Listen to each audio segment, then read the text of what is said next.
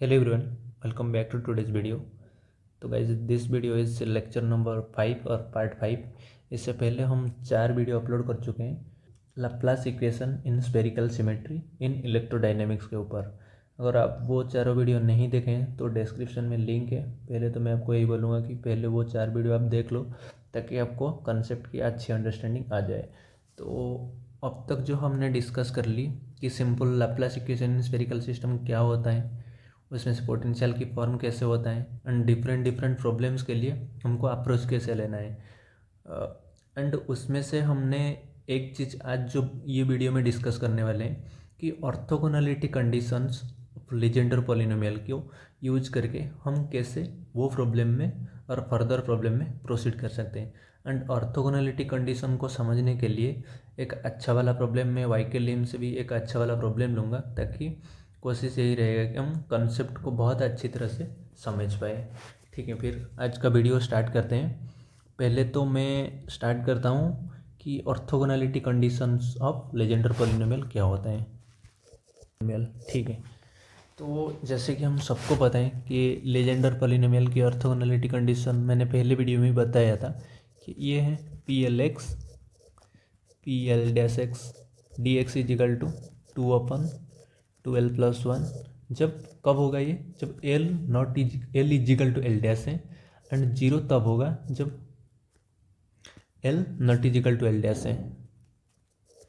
And अगर P L and P L dash ये दोनों सेम है तभी जाके ये इंटीग्रेशन की वैल्यू कुछ एग्जिस्ट करेगा एंड उसका वैल्यू होगा 2/2l+1 एंड अदरवाइज इसका वैल्यू 0 है। लेकिन हमारा जो पोटेंशियल की फॉर्म रहता है generally V of R theta रहता है summation L is equal to 0 to infinity A L R to the power L plus B L upon R to the power l+1 into P L cos theta. लेकिन हमारा क्या रहता है expression कि ये x की जगह पे कॉस थीटा रहता है। तो ये तो हो गया अगर पी एल एक्स है उसके लिए जो है ऑर्थोगोनलिटी कंडीशन ये वाला इक्वेशन। लेकिन एक्स की जगह पे अगर कॉस थीटा हो उसके लिए ऑर्थोगोनलिटी कंडीशन कैसे होगा हम वैसे भी डायरेक्ट डिराइव कर सकते हैं। बस हमको क्या करना है कि एक्स की जगह पे कॉस थीटा पुट करना है। तो बस अभी कर रहे हैं वही -1 to 1 P L X P L dash X D x. हम क्या कर रहे हैं replace x by cos theta. तो फिर क्या हो जाएगा -1 to 1 तो P L cos theta P L dash cos theta and D x की जगह पे भी कॉस थीटा यही हो जाएगा।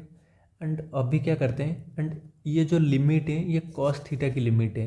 एंड अभी हम ये डी ऑफ कॉस थीटा को ये कॉस थीटा की लिमिट में था अभी इसको डी थीटा में कन्वर्ट करते हैं। तो फिर क्या हो जाएगा D of cos theta is equal to इसका कॉस थीटा का डेरिवेटिव कितना है माइनस साइन थीटा, ये यही हो जाएगा minus sine theta into D theta.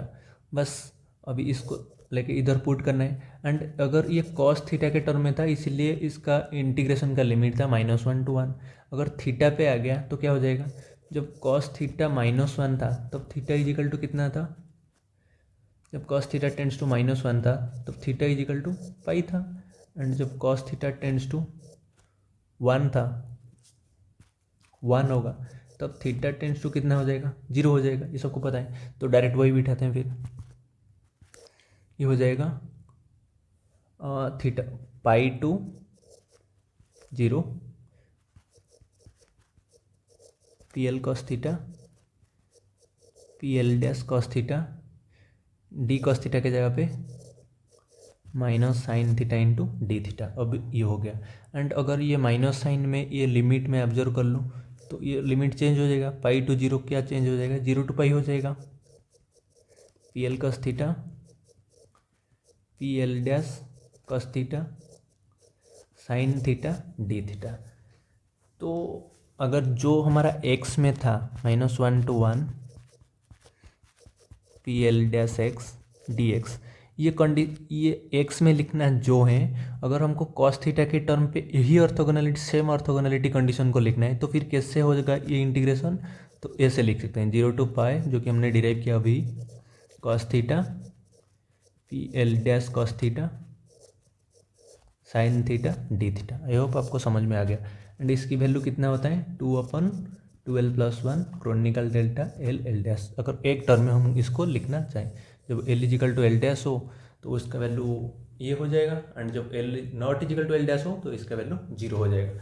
तो ये ऑर्थोगोनैलिटी कंडीशन को यूज करके हम जो पोटेंशियल का जो कोफिशिएंट सॉल्व कर रहे थे, जो A L and B L के वैल्यू, उसको कैसे करते हैं अभी हम इसको समझने की कोशिश करते हैं।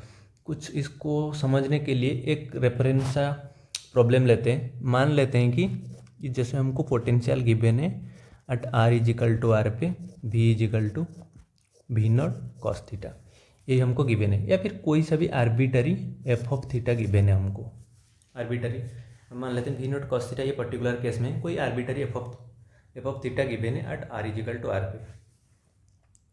हमको अगर चाहिए जैसे कि अगर वी थीटा गिवन है, हमको पता है कि V less than R equal to हो जाएगा L is equal to 0 to infinity A L R to the power L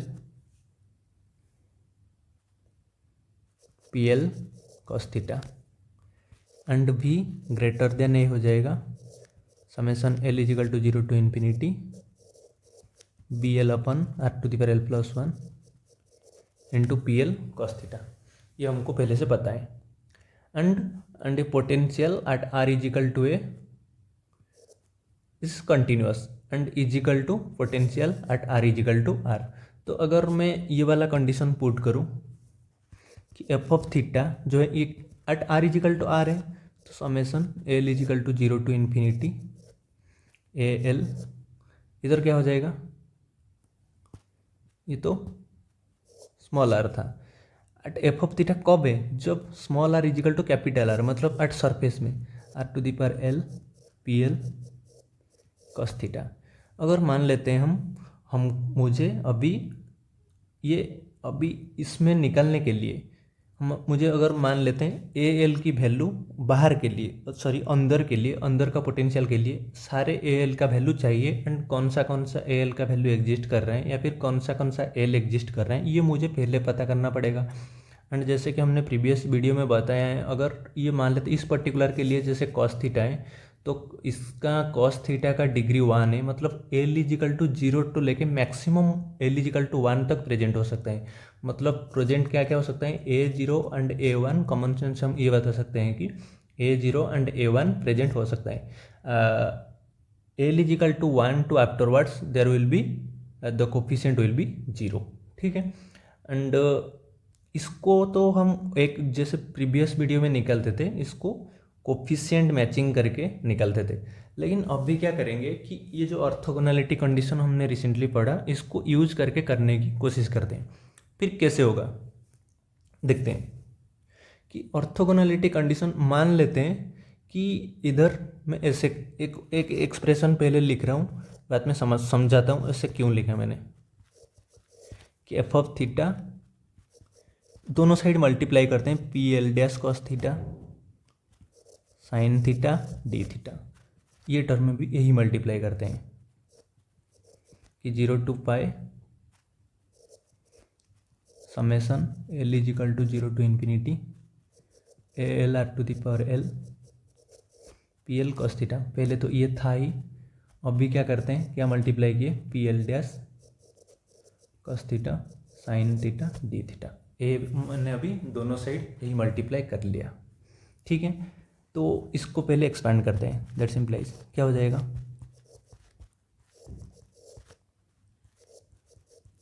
P L dash cos theta sine theta D theta equal to 0 to pi. इसको अगर मैं series को expand करता हूँ तो क्या हो जाएगा, A0 R to the power 0 P0 cos theta A1 R to the power 1 P1 cos theta up to so on, ऐसे सीरीज चलता रहेगा। And into P L dash cos theta sine theta D theta, वैसा है। And अभी क्या होता है, देखो ऑर्थोगोनैलिटी कंडीशन के हिसाब से ये जैसे P L dash sine theta D theta की वैल्यू तब जाके एग्जिस्ट करेगा जब L is equal to L dash है, ठीक है। एंड मुझे जैसे कि अगर मुझे ए जीरो चाहिए तो एल डैश मुझे कितना लेना पड़ेगा, ये पी जीरो कॉस थीटा के लिए एल डैश को भी जीरो लेना पड़ेगा। अगर मुझे ए जीरो मुझे मान लेते हैं कि ए जीरो टर्म मुझे पहला चाहिए, तो एल डैश को मुझे कितना लेना पड़ेगा, एल डैश को जब एल डैश की वैल्यू जब जीरो होगा तब जाके ये दोनों ऑर्थोगोनैलिटी की वजह से L is equal to L dash होगा।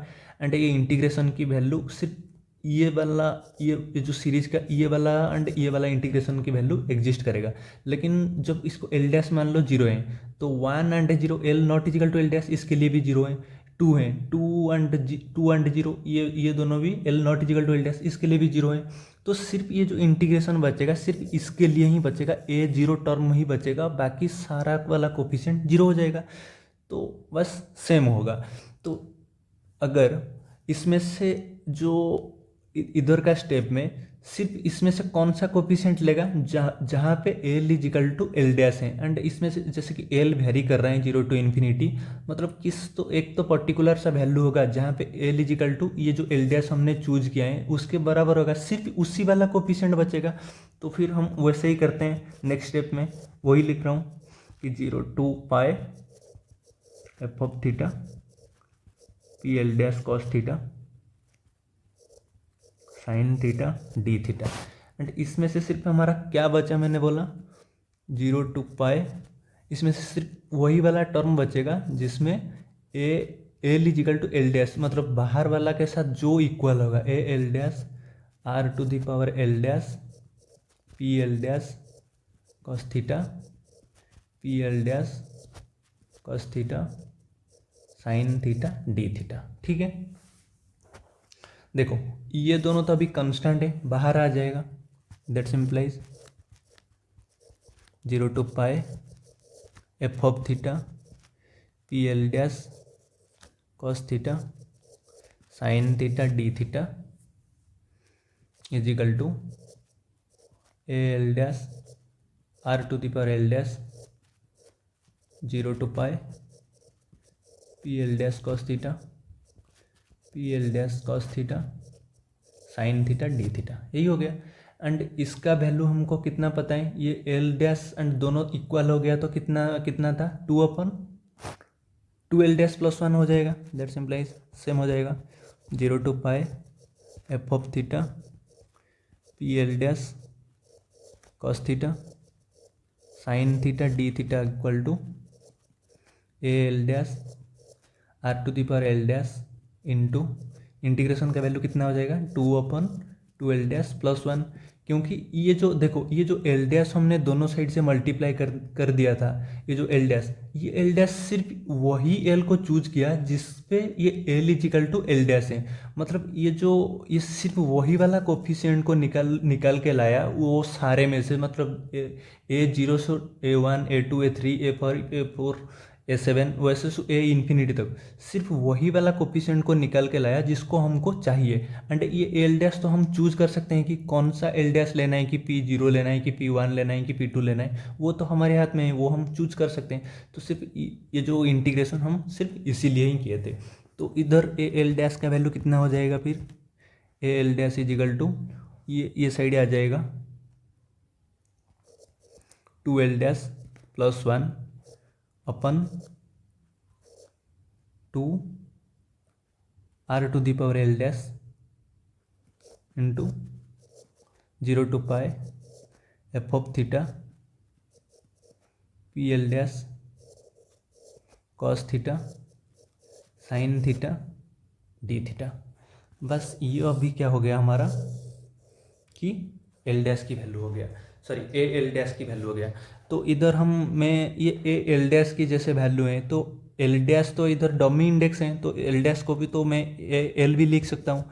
तो वैसे करके ए एल कितना हो जाएगा, एल डैश की जगह पे सिर्फ एल डाल दिया, two L plus one upon two to the power,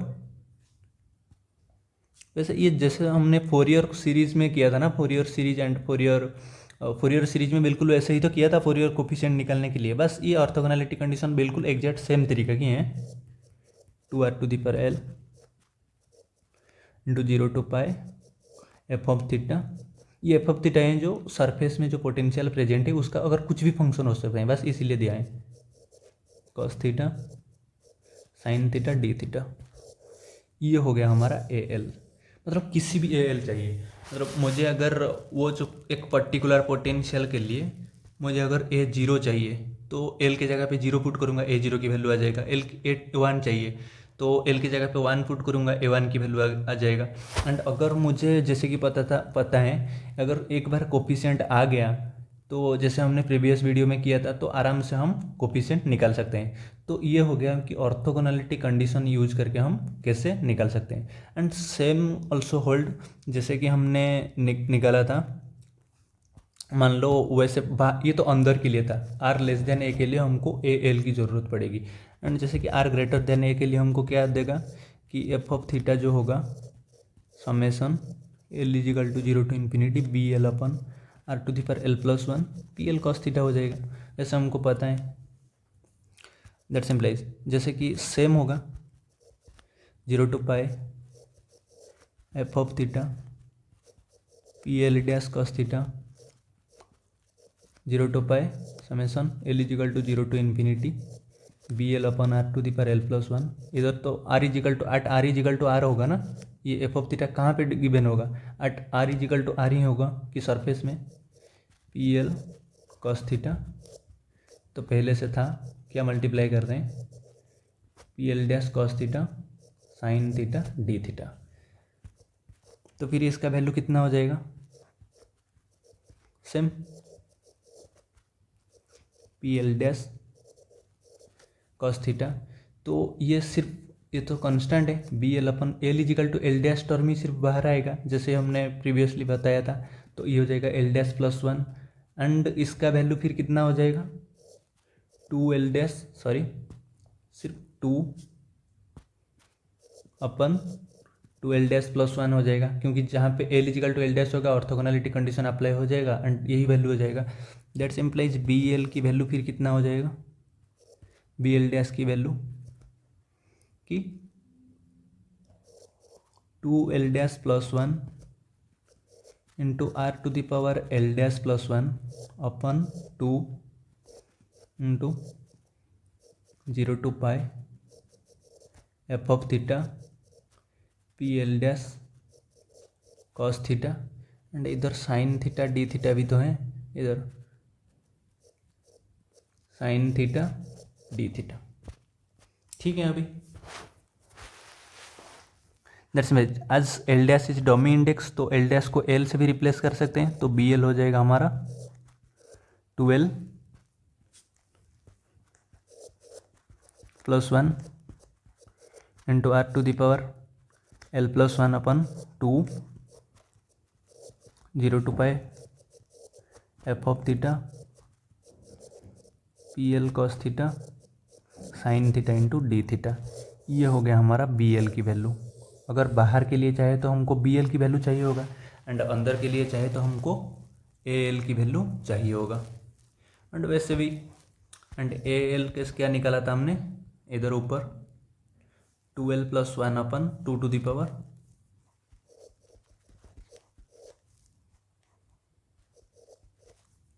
R two into R to the power L into zero to pi F of theta P L cos theta sine theta D theta. बस ये दोनों expression use करके आप क्या निकाल सकते हैं, ये दोनों एक्सप्रेशन यूज करके आप बिल्कुल जो कि A L and B L की वैल्यू कोफिशिएंट है वैसे करके निकाल सकते हैं। पहले तो आप वो डिग्री देख के बता सकते हैं कि जीरो टू लेके एल का मैक्सिमम वैल्यू तक कोफिशिएंट प्रेजेंट हो सकता है। एक बार वो पता लग गया तो जीरो से A B zero B one B two B three वैसे एल की वैल्यू सिर्फ पुट करके एंड एफ ऑफ थीटा तो आपको गिवन होगा, एफ ऑफ थीटा गिवन होगा and P zero cos theta P one cos theta P two cos theta ये भी आपको पता है। तो वैसे करके ये इंटीग्रेशन से डाल के आप आराम से निकाल सकते हैं। ये हो गया हम ऑर्थोगोनैलिटी कंडीशन कैसे यूज करके करते हैं।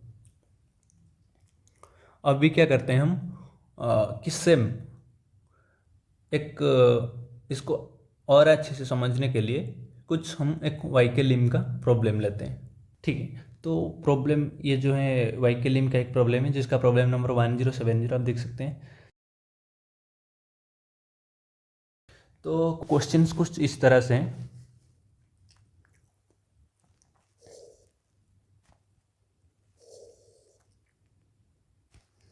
कुछ इधर हमको हेमिस्फेरिकल सरफेस है, 2 हेमिस्फीयर हैं, ठीक है। ये दोनों, एक तो अपर वाला जो है उसको फाइनट पोटेंशियल पे है एंड ये जो है वो 0 वोल्ट में है, इसका पोटेंशियल 0 है। एंड ये दोनों का बीच का सेपरेशन इस क्वेश्चन में बोला है कि इतना कम है कि हम इसको क्लोज एनफ, पहले तो ये दोनों इलेक्ट्रिकली कनेक्टेड नहीं है, इलेक्ट्रिकली मतलब टुगेदर नहीं है, एंड मतलब थोड़ा गैप इनके बीच में मेंटेन किया गया है, लेकिन ये गैप इतना छोटा है कि ये दोनों को हम मतलब पूरा क्लोज के तरह कंसिडर कर सकते हैं। एंड इसकी वजह से क्या है कि इसका जो रेडियस है, इसमें रेडियस आर दिया है, तो हमको जो पोटेंशियल कैलकुलेट करना है वी ऑफ आर, क्वेश्चन में जो पूछा है कि हमको कैलकुलेट करना है V of R greater than R के लिए। एंड कौन सा टर्म तक कैलकुलेट करना है, जो कि 1/r4 तक ही टर्म कैलकुलेट करना है। एंड 1/r4 के बाद जो टर्म और 1/r5 एंड 1/r6 का जो डिपेंडेंस है उसको हम 1/r4 के बाद वो जो डिपेंडेंस है उसको कैलकुलेट नहीं करना है, तो सिर्फ हमको 1/r4 तक कैलकुलेट करना है। आते हैं सॉल्यूशन पे। तो सॉल्यूशन पे तो हमको पहली बात हमारी दिमाग में आ जाना चाहिए कि तो अगर बाहर का है तो वी ऑफ आर थीटा कुछ इस तरह से मॉडिफाई हो जाएगा, L is equal to 0 to infinity B L upon R to the power L plus 1 into P L cos theta, potential की फॉर्म कुछ इस तरह से हो जाएगा क्योंकि बाहर के लिए, जो कि हमको प्रीवियस वीडियो में ऑलरेडी डिस्कस किए हुए हैं। तो इधर देखो, तो हमको किस तक टर्म कैलकुलेट करना है, 1/r4 तक। तो ये जो है R to the power L plus 1 है, तो इसका मतलब हमको सिर्फ कितना तक एल इजिकल टू कितना तक लेना है, तो 0 to लेके 3 तक लेना है, क्योंकि अगर एल इजिकल टू 4 लिया तो 1/r4 हो जाएगा, लेकिन ये तो बोला है सॉरी 1/r5 हो जाएगा, लेकिन ये तो बोला है सिर्फ 1/r4 तक ही टर्म कैलकुलेट करना है। तो एल का वैल्यू हमारा कहाँ से कहाँ तक होगा, एल इजिकल टू 0 to लेके 3 तक होगा। तो इधर देखो, जैसे कि हमारा पहले से जो पोटेंशियल वो रहता था पहले, तो पूरा स्पीयर में सेम पोटेंशियल रहता था, लेकिन इधर क्या हो रहा है कि अपर हेमिस्फीयर जो है उसमें एक अलग पोटेंशियल है एंड लोअर हेमिस्फीयर जो है उसमें एक अलग पोटेंशियल है। तो इसके लिए हम क्या कर सकते हैं कि जो एफ ऑफ थीटा है कुछ इस तरह से डिफाइन है, लेकिन हम अब सबको तो स्पेरिकल कोऑर्डिनेट कैसे ऑपरेट करते हैं सबको पता है। तो इसको अगर स्पेरिकल कोऑर्डिनेट का अगर थोड़ा सा भी यूज़ करें तो एफ ऑफ थीटा क्या है कि फाइनट है जब थीटा कहाँ से कहाँ तक है, 0 to पाई तक है, 0 to पाई/2 तक है, सॉरी 0 to पाई/2 तक जब है वो कितना है, उसका पोटेंशियल की वैल्यू फाइनट है। एंड 0 तब है जब पाई/2 less than theta less than pi. बस करेक्ट लिखा मैंने, मतलब ये जो पोटेंशियल है इसको वैसे लिखा जा सकता है, क्योंकि अपर वाला पोटेंशियल में पाई/2 है, 0 to पाई/2 तक जो थीटा है, थीटा कहाँ से लेते हैं कि जेड से, जो जेड एक्सिस है इससे हम थीटा कैलकुलेट करते हैं ना कि आर के साथ। तो 0 to पाई/2 मतलब इतना तक तो सिर्फ फाइनट है, एंड पाई/2 टू लेके पाई तक वो पोटेंशियल 0 है। बस पोटेंशियल की फॉर्म कुछ इस तरह से डिफाइन हो गया, एंड हमको पता चल गया कि 1/r4 तक लेना है तो 0 to 3 हमको एल का वैल्यू लेना है। तो आइए फिर करते हैं, जैसे हमने पहले बताया कि जो बी एल का वैल्यू होगा, तो इधर हमको फिर कैसे निकाल सकते हैं, इधर ऑर्थोगोनैलिटी कंडीशन हमको लगाना पड़ेगा। तो बी एल का वैल्यू अभी हमने डिराइव किया था कि बी एल का वैल्यू कितना था, ये था 12 + 1 to the power 12 + 1 into R to the power L plus 1/2। अभी बी एल का फॉर्म अभी कैलकुलेट किया था, तो पुट करते हैं फिर।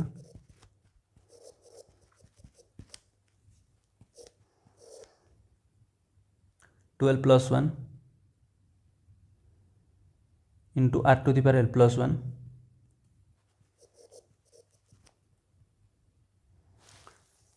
अपन 2 into 0 to pi F of theta P L cos theta sine theta D theta. ठीक है, ये था हमारा बी एल का वैल्यू। तो हमको पता है इधर हमको पोटेंशियल निकालने के लिए कितना एल इजिकल टू 0 to 3 तक निकालना है। मतलब पहले तो हमको बी जीरो देखते हैं कितना आएगा। तो एल इजिकल टू अगर मैं 0 पुट करूँ तो कितना आ जाएगा 1/2 into R 0 to pi F of theta P zero cos P zero का वैल्यू कितना आता है 1 होता है, तो वो इसना 1 ही रहेगा into sine theta D theta. ठीक है, तो फिर 1/2 आर, इसको दो पार्ट में तोड़ो पहले क्योंकि 0 to π/2 एफ ऑफ थीटा के वैल्यू कुछ अलग है, plus π/2 to 0 F of theta sine theta D theta. फिर कितना हो जाएगा 1/2 आर 0 to π/2 के बीच में इसका वैल्यू कितना है 5/0 है, प्लस π/2 to 0 के बीच में एफ ऑफ थीटा तो 0 है, तो ये वाला इक्वेशन पूरा 0 जाएगा, ये वाला इंटीग्रेशन।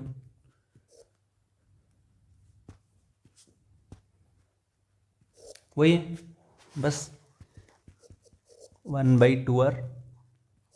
तो इसका कितना आ जाएगा 5/0 बाहर आ गया। साइन थीटा का इंटीग्रेशन कितना होता है कि माइनस कॉस थीटा होता है ना,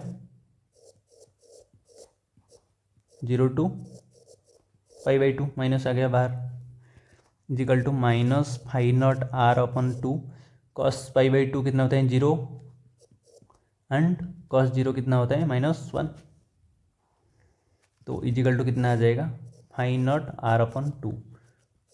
ये b0 की वैल्यू आ गया हमारा। सही है। अभी क्या निकालते हैं कि b1 की वैल्यू निकालते हैं। b1 की वैल्यू निकालने के लिए यही वाला फार्मूला है, तो 1 पुट करेंगे तो 3r²/2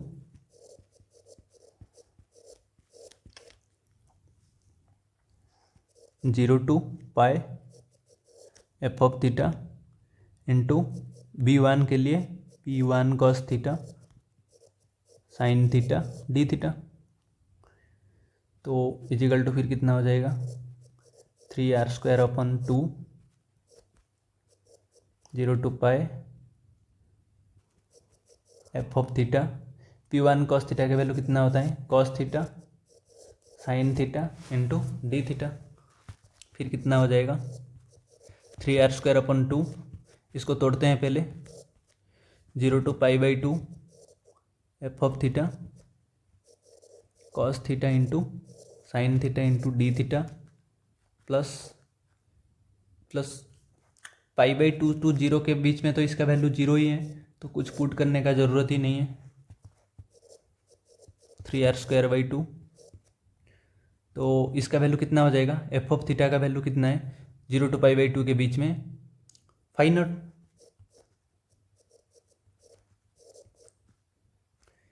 इसको cos theta sine theta D theta. तो ये जो कॉस थीटा साइन थीटा है इसको 1/2 इसको कैसे कर सकते हैं, इसको क्या करता हूँ मैं, एक तो 2 मल्टीप्लाई कर लेता हूँ एंड 2 डिवाइड कर लेता हूँ ऐसे। तो इसका जो 2 cos theta into sine theta का वैल्यू साइन 2 थीटा हो जाएगा, तो 1/2 बाहर आ गया 0 to π/2 5/0 into sine 2 theta into D theta हो गया। ये इजिकल टू कितना हो जाएगा, तो 3r²/4 एंड 5/0 भी बाहर ले लो, तो फिर साइन 2 थीटा का इंटीग्रेशन कितना हो जाएगा माइनस कॉस 2 थीटा/2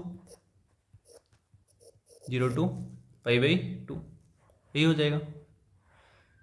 तो फिर इसका वैल्यू कितना हो जाएगा -3r²/8 5/0 कॉस पाई का वैल्यू कितना है -1 माइनस कॉस 0 का वैल्यू भी 1, तो फिर इसका वैल्यू कितना हो गया, ये तो माइनस माइनस प्लस हो गया 1 - 2 प्लस 3r²/4 जो कि किसका वैल्यू हो गया b1 का वैल्यू हो गया।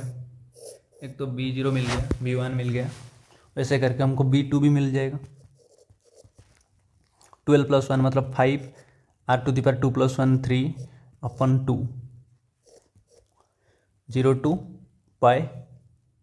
एफ ऑफ थीटा कितना है, तो π/2 मतलब 0 to π/2 ही सिर्फ बचेगा, जैसे कि π/2 to 0 उसका तो वैल्यू 0 है, तो सिर्फ एफ ऑफ थीटा का वैल्यू कितना है कि φ0 है, मैं डायरेक्ट कर रहा हूँ, इंटू P2 cos थीटा का वैल्यू कितना है 3/2 cos² theta minus half into sine theta into D theta, यही हो जाएगा। B2 = 5r³/2, इसका वैल्यू कितना हो जाएगा, पहले तो ये वाला इंटीग्रेशन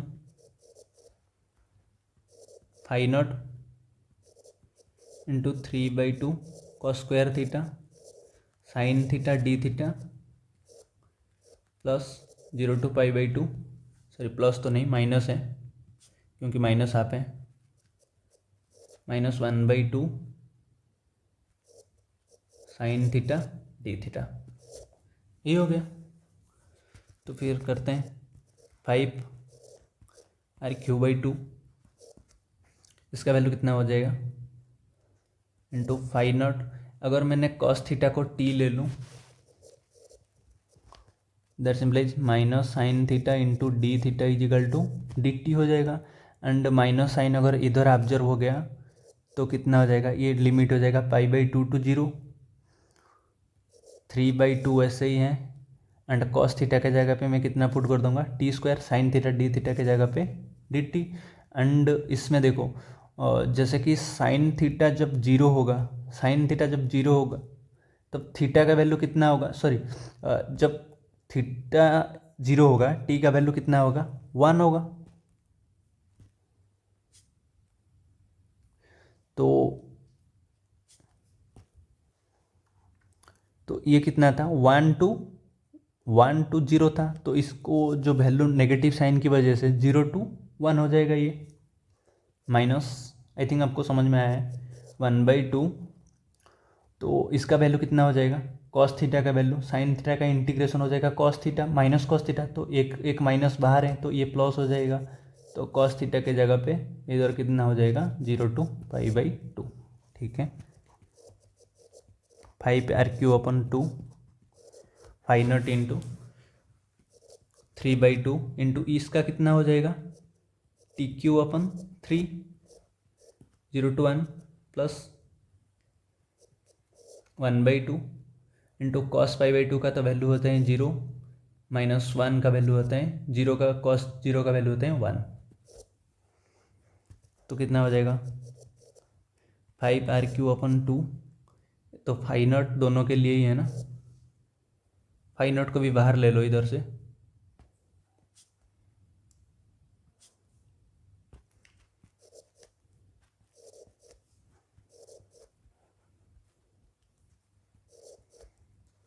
तो ये हो गया हमारा 3 गेट कैंसिल, 1/2 इंटू 1 - 0 तो 1 हो गया, एंड ये -1/2 हो गया, इसका मतलब इसका वैल्यू कितना हो गया 0,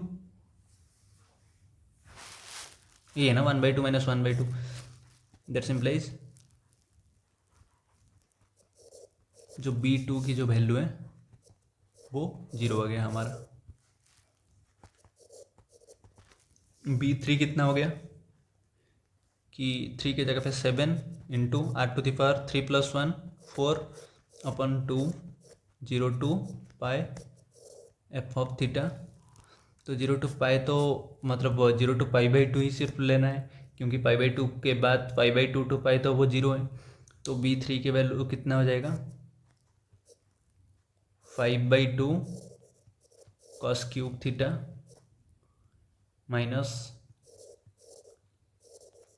3 cos θ/2 into φ0 sine theta into D theta, ठीक है।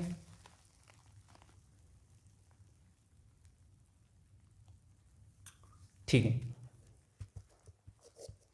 7 r4/2। वैसे सेम अगर cos थीटा को मैं t ले लूँ तो sin theta into D theta D T हो जाएगा।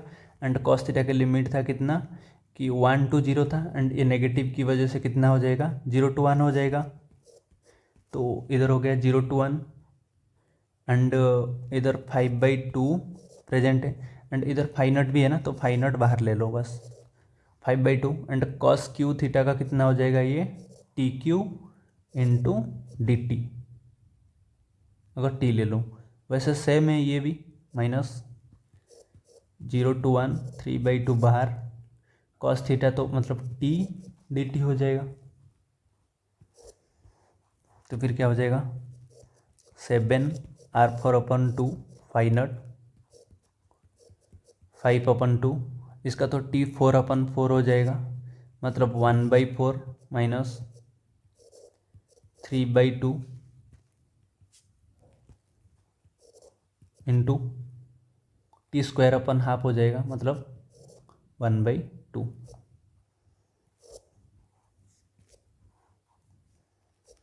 तो फिर कितना हो जाएगा 7r4/2 5/8 माइनस 3/4। तो ये हो जाएगा हमारा -1/8 हो जाएगा। तो -7r4 5/16, ये हो गया हमारा b3 की वैल्यू। तो जैसे कि हमने b1 की वैल्यू निकाला, b0 की वैल्यू निकाला, कितना आया b0 की वैल्यू आया हमारा 5/2।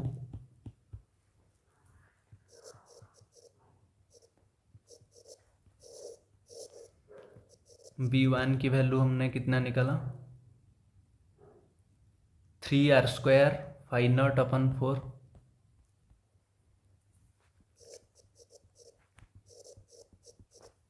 एंड b2 की वैल्यू हमने अभी भी निकाला जो कि 0 आया।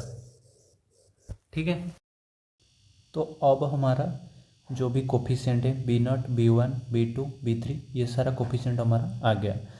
तो एक बार हमारा कोफिशिएंट आ गया तो लिखते हैं अभी पोटेंशियल फिर क्या होगा। तो potential at r greater than r, जो भी फॉर्म था हमको पता चल गया, L = 0 to 3 होगा। तो summation L = 0 to 3 BL/r⁴ L+1 into PL cos theta. ठीक है, एंड इसमें अगर L = 0 डालें तो कितना होगा B0/r, and P0 cos theta की वैल्यू तो 1 होता है, प्लस B1/1 डाले तो L B1/r², and P1 cos theta की वैल्यू cos थीटा ही होता है, प्लस L के जगह पे 2 डालें तो कितना होगा B2/r², लेकिन B2 की वैल्यू तो 0 है, तो उसको इंक्लूड करने की ज़रूरत नहीं है। तो डायरेक्ट हम क्या डालते हैं L = 3 डालते हैं। तो फिर हो जाएगा B3/r⁴ P3 cos थीटा कितना होता है 5/2 cos Q theta minus 3/2 cos theta, बस यही हो जाएगा। अभी डालते हैं B0 की वैल्यू हमने कितना निकाला 5/2, तो 5/2r प्लस B1 की वैल्यू कितना आया 3r² 5/4 3r² 5/4r² cos theta, plus B3 की वैल्यू कितना आया -7, तो ये फिर हो जाएगा -7r4 5/16r4, तो 5/2 cos Q theta minus 3/2 cos theta. तो ये जो वैल्यू हमारा अब आ गया r greater than r, and जैसे कि क्वेश्चन ने हमको पूछा था कि 1/r4 तक हमको कंसिडर करना है। तो अभी हमारा जो पोटेंशियल बाहर के लिए है 1/r4 तक, ये पोटेंशियल आ गया। तो आज का वीडियो में इतना ही, हम आपसे मिलते हैं नेक्स्ट वीडियो में। जय हिंद।